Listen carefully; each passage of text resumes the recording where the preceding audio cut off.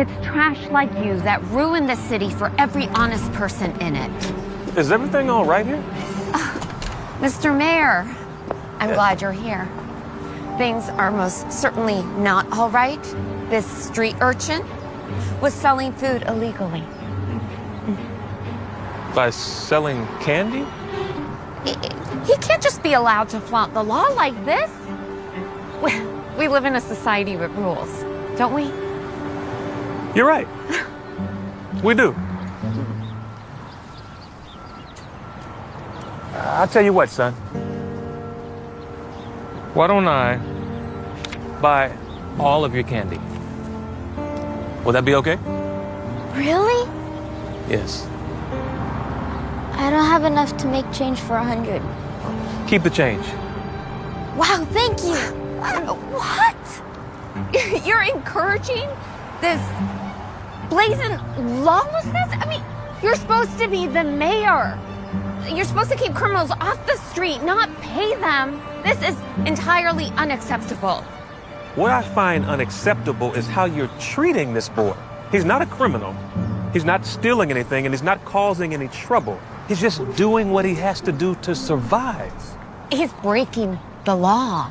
It's shameful. No. What's shameful is how you're talking to him. He's done nothing to you. Yet you're going out of your way to make sure his difficult life is even more so. Why? Why would you do that? Well,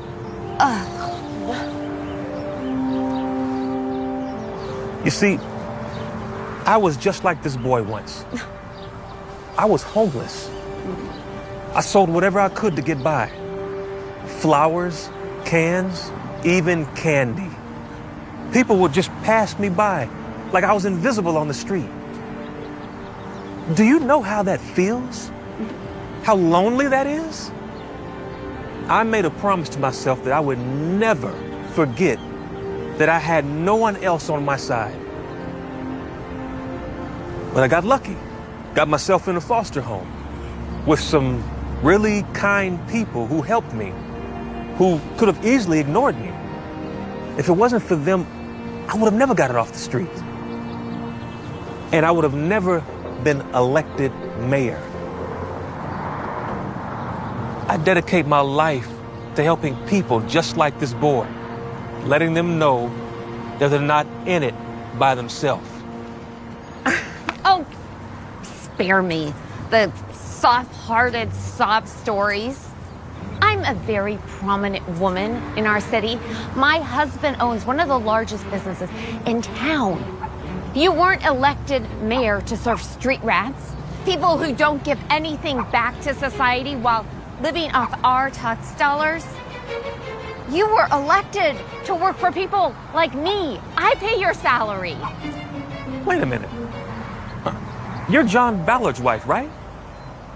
I remember you from the fundraiser. That's right, I am. And you, of all people, should know just how powerful we are. If you want a second term, do what's right and call the police on this boy now. Interesting.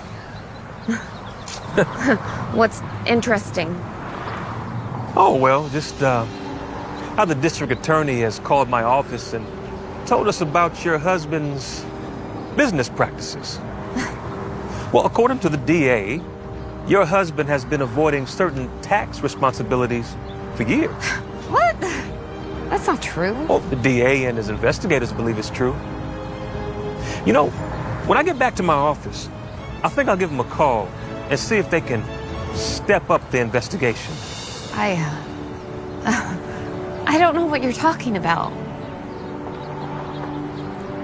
Hey, buddy, have you eaten yet? I'm hungry. Why don't we go to lunch, okay? My treat. And I can tell you all about how social services can help you and your situation out.